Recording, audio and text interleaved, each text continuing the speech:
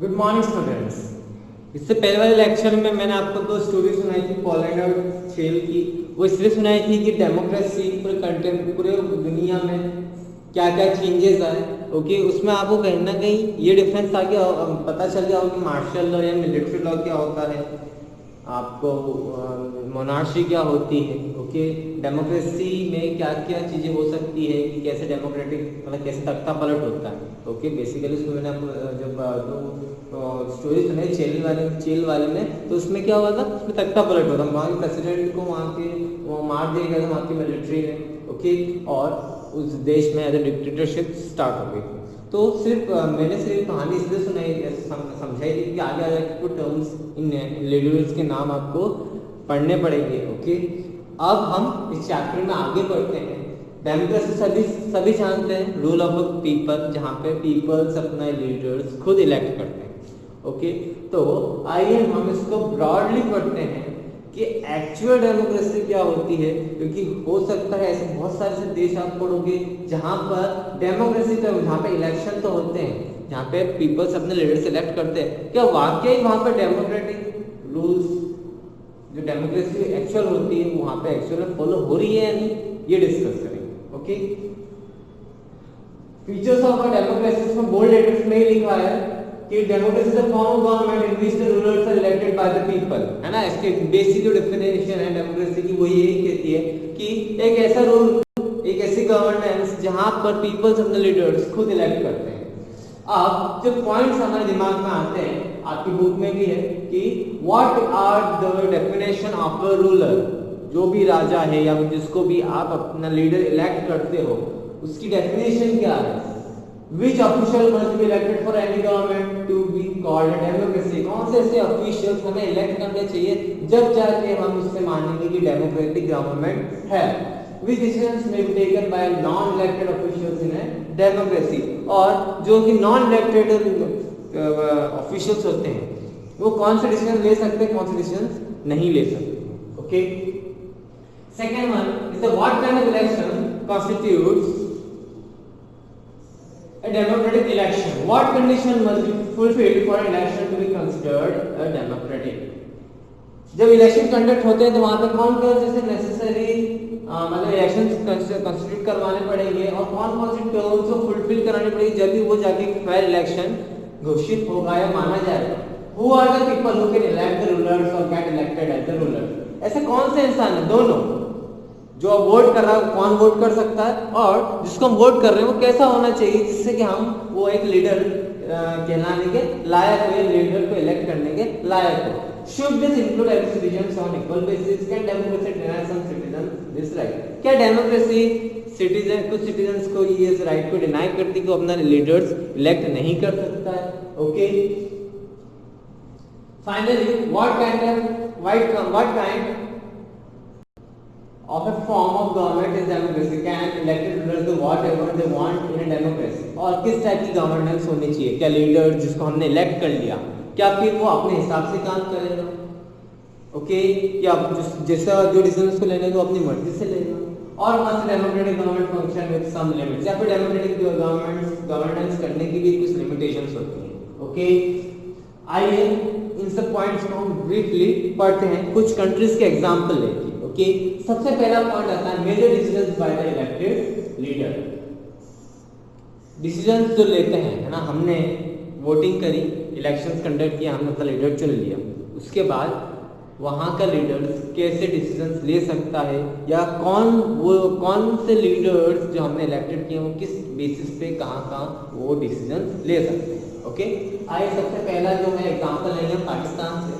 In Pakistan, General Pervez Musharraf led a military coup in October 1999. He overthrew a democratically elected government and declared him the chief executive of the country. 1999 अक्टूबर 1999 में पाकिस्तान के military general Parvez Musharraf उसने क्या करा, वहाँ पर एक democratically elected government थी, उसको उस गवर्नमेंट को पूरा भंग कर दिया, मतलब कि जो पार्लियामेंट उसको भंग कर दिया, तख्ता पलट कर दिया और खुद को एज अ चीफ एग्जीक्यूटिव घोषित कर लिया गया। मींस वही सारे डिसीजन लेकर कंट्री चीफ एग्जीक्यूटिव वो बन गए।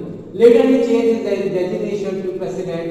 ओके, बाद में उसने अपनी डेजिग्नेशन को चेंज करते हुए अपने आप को वहां का राष्ट्रपति या फिर प्रेसिडेंट घोषित कर लिया। फिर उन्होंने 2002 में रेफरेंडम किया। इसीलिए मैंने स्टोरी सुनाई थी रेफरेंडम मतलब आपको समझ में लगा। रेफरेंडम ये होता है कि आपको कोई देश की जनता सिटीजन से क्वेश्चन पूछा था, उसको यस और नो में आंसर करना पड़ता है। Okay, referendum in the sense ये माना जाता है कि परवेज मुशर्रफ ने ये रेफरेंडम करवाया कि whether you want me to be as a president और नॉट। ओके, तो रेफरेंडम में पाया गया कि ज्यादातर जनता ये चाहती है परवेज मुशर्रफ ही प्रेसिडेंट बने। हालांकि Pakistan media, human rights organisation and democracy activist said that the referendum was based on the rulers, on the malpractice and fraud. Okay, जब वहाँ की Pakistan media, human right activist, democratic politician सब ने ये बोला कि जो भी रेफरेंडम उन्होंने किया था वो फर्जी था, फ्रॉड था। Okay, in August 2002 he issued a legal framework order, the amendment that the constitution of Pakistan. Okay, फिर उन्होंने 2002 में उन्होंने एक कॉन्स्टिट्यूशन ऑफ पाकिस्तान में कुछ अमेंडमेंट लाया गया, लीगल फ्रेमवर्क ना ऑर्डर नाम से, जिस ऑर्डर के हिसाब से president can dismiss the national provincial assembly. उस हद से ये होता है कि प्रेसिडेंट जितने भी प्रोविंशियल असेंबली मतलब जो स्टेट में जो विधानसभाएं होती हैं है ना, उसको या फिर सरकार होती है, उसको किसी भी टाइम वो भंग कर सकता है, उस सरकार को वो गिरा सकता है। Okay, the work of the civilian cabinet is supervised by the National Security Council, which is dominated by the military officer।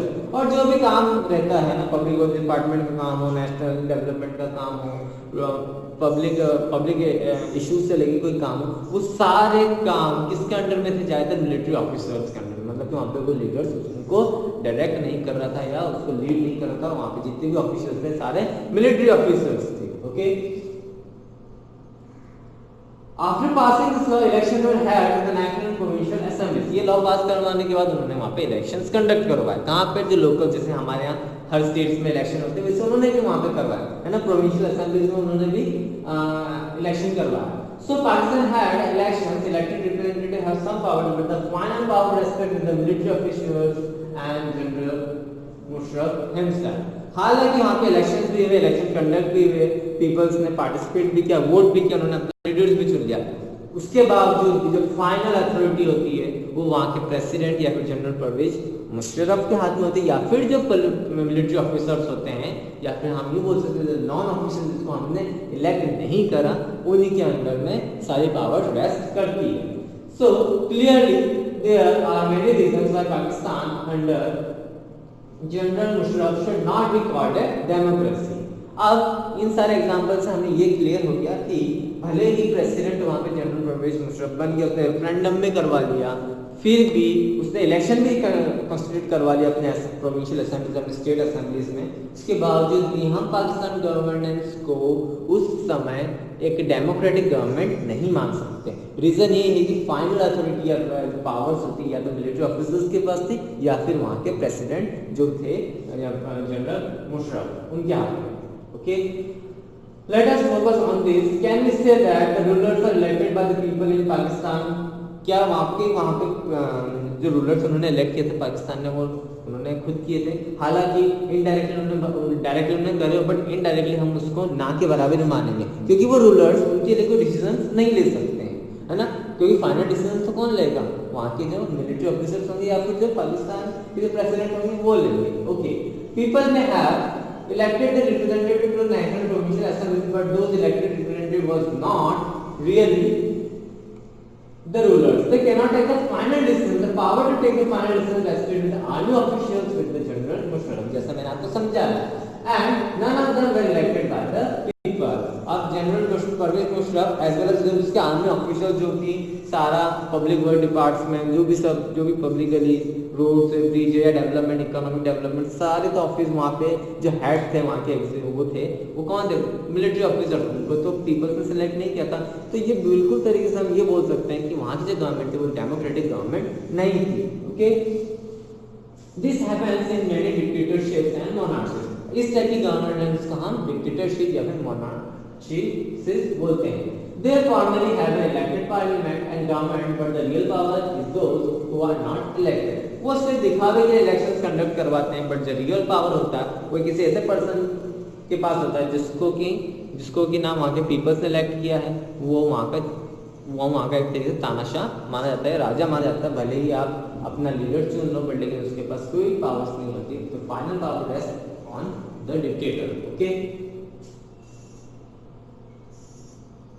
they formally have elected parliament and government, but the real power is those who are not elected. In few countries, the real power was with some external powers and not with the locally elected representative. This cannot be called people's rule.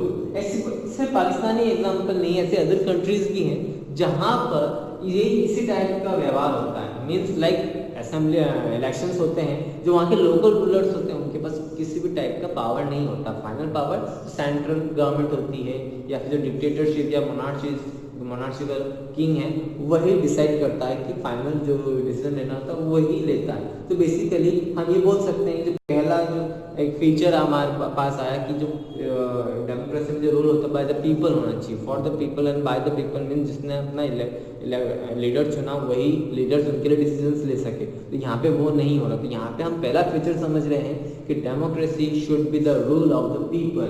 People ने जिसको चुना वही उनके लिए decision लेगा। ये आपका first feature हो गया आपकी डेमोक्रेसी का। Okay, and democracy the final decision making power must rest with those who elected by the people. Democracy का मतलब ये होता है कि जिस पीपल्स ने जिनको चुना है अपना एज ए लीडर वही उनके लिए डिसीजन लेगा। Okay, second one is the free and the fair electoral competition. Okay, ये भी हम एग्जांपल के साथ समझेंगे। ओके, इलेक्शंस हमारे यहाँ होते हैं, सभी को पता होगा इलेक्शंस है ना, फ्री इलेक्शंस होना है ना, वहाँ पर सभी को इक्वल राइटली वोट करना। ओके, और बेसिकली कंटेस्ट होते हैं तो 2 से 3 पार्टी इमर्ज होकर आती है, उसी में से आपको चुनना होता है। You have an option to choose your leader. Okay, let us see क्या है। एग्जांपल है चाइना का। In China elections are regularly held after 5 years for electing the country's parliament called Kwangdo ran in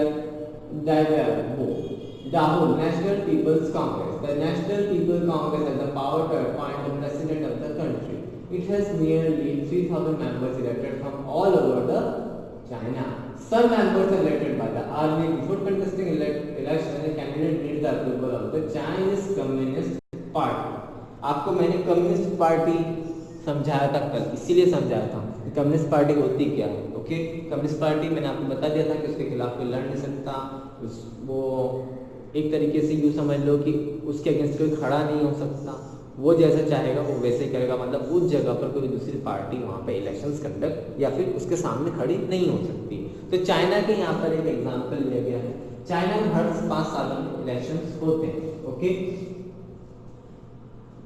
जो national people Congress के पास power तो है कि वो अपने प्रेसिडेंट को अपॉइंट कर सकती है। उसके पास 6,000 मेंबर्स इलेक्टेड है ऑल ओवर द चाइना उस पार्टी में। कुछ मेंबर्स ऐसे हैं जो कि आर्मी से इलेक्टेड है। अब बिफोर कॉन्टेस्टिंग द इलेक्शन होने से पहले उनको परमिशन किससे लेनी पड़ती है? वहाँ की जो कम्युनिस्ट पार्टी है उससे। ओके, वो अगर अप्रूव करेगी कि उस पर्टिकुलर लीडर को इलेक्शन में खड़ा होने देना है या नहीं, अगर वो डिनाई करती है तो वो पर्टिकुलर पर्सन इलेक्शन नहीं लड़ सकता। Only those who are member Chinese Communist Party or 8 smaller parties alike to eat were allowed to contest. Election had in 2002 to 2003. 2002 से लेके 2003 में जब वहाँ पे इलेक्शन हुए हैं तो सिर्फ वही पीपल्स ने इलेक्शन लड़े या फिर वही लीडर्स ने इलेक्शन लड़े जो या तो कम्युनिस्ट पार्टी के थे या फिर कम्युनिस्ट पार्टी के साथ उनका गठबंधन था या उनकी टर्म्स थी। उन्होंने बाकी जो कोई अदर लीडर्स हैं उनको इलेक्शन कंडक्ट या फिर लड़ने नहीं दिया। The government is always formed by the communist party. भले ही छोटी मोटी पार्टी जो इनसे अलाइड होकर भले इलेक्शन लड़ लेती है, बट गवर्नमेंट जो फॉर्म होती है वो किसके फॉर्म होती है? वहाँ की communist party. Since independence in 1930, यहाँ पे आपके चाइना का ये खत्म हो गया। इसके बाद जो हम नेक्स्ट करेंगे मैक्सिको का पढ़ेंगे। तो यहाँ पे आप चाइना का समझ लो कि वहाँ की कम्युनिस्ट पार्टी वही इलेक्शन लड़ती हैं और वही आपस में ही अपना प्रेसिडेंट इलेक्ट कर लेती हैं। ओके, हर 5 साल में भले वहाँ पे इलेक्शन हो, डेमोक्रेटिकली वहाँ पे भले इलेक्शन हो, पर लेकिन वहाँ पे जो प्रेसिडेंट होगा वो कम्युनिस्ट पार्टी में से ही कोई एक होगा और वो कम्युनिस्ट पार्टी के पीपल्स से खुद इलेक्ट करेंगे। वहाँ के जनता को इलेक्ट करने का, वहाँ के पीपल्स को इलेक्ट करने का हक नहीं है। और वहाँ पे प्रेसिडेंशियल रूल चलता है, मतलब वहाँ जैसे हमारे यहाँ प्राइम मिनिस्टर रूल चलता है वैसे वहाँ प्रेसिडेंट रूल चलता है। तो प्रेसिडेंशियल रूल में क्या होता है कि सारे डिसीजन जो लेने होंगे कंट्री के वो प्रेसिडेंट ही लेगा। Since its independence 1930, Mexico holds election after every 6 years to elect its president. The country has never been under a military or dictator rule, but until 2000, every election was won by a party called PRI, Institutional Revolutionary Party. Opposition party did not contest election but never managed to win. Okay, अब Mexico का example लेते हैं कि 1930 में जब उसको independence मिल गई थी तो उसने हर 6 साल में इलेक्शन कंडक्ट करवाता था प्रेसिडेंशियल इलेक्शन के। पर 2000 और कोई कंट्री कभी मिलिट्री या डिक्टेटरशिप रूल में कभी नहीं थी, पर 2000 तक केवल एक ही पार्टी वहां पे इलेक्शन जीतती रही जो कि थी institutional revolutionary party. Opposition party ने कभी वहां पे इलेक्शन कंटेस्ट नहीं किया, मतलब उस पार्टी के अगेंस्ट कोई अपोजिशन पार्टी खड़ी नहीं है। ऑब्वियसली बात है, जब कोई पार्टी खड़ी नहीं होगी तो ऑब्वियसली बात है वो इलेक्शन वही ऑब्वियसली बात है इंस्टीट्यूशनल रिवॉल्यूशनरी पार्टी ही जीतती गई। The PRI was known to use many dirty tricks to win election. अब जो पार्टी थी जीतने वाली जो PRI पार्टी थी वो जो इलेक्शन चलती थी उसमें काफी सारी डर्टी ट्रिक्स खेली जाती थी। ऑब्वियसली बात है क्या करती है कि वो सामने वाली पार्टी या किसी पार्टी को खड़ा ही नहीं होने देती होगी इलेक्शन में। All those who were employed in government offices had to attend its party meeting. Teachers of government schools used to force parents to vote for the PRI. Media largely ignored the activists of opposition political parties except to criticize them. अब उसमें dirty tricks use करते थे, उसमें सबसे पहले कि जो जितने भी गवर्नमेंट ऑफिसर्स होते थे उनको पार्टी मीटिंग्स अटेंड करना कंपलसरी था। जितने भी टीचर्स थे, गवर्नमेंट टीचर्स थे, वो जो स्टूडेंट्स वहाँ पढ़ते थे तो उनके पेरेंट्स को फोर्स करते थे, है ना, कि आपको इसी पार्टी को वोट देना। ओके, एंड जितनी भी वहाँ की जो मीडिया थी वो कौन कंट्रोल करती थी? वहाँ की जो PRI पार्टी थी वो कंट्रोल करती थी, और वो सिर्फ अपना ही गुण अपने आप को ही अपने आप को टेलीविजन पे शो करती थी, और जो वहाँ पे जो पार्टी थी जो कि अपोज करती थी, है ना, उन पर क्रिटिसाइज करना या उनको इग्नोर करना, उनको कवरेज किसी भी टाइप की नहीं होती।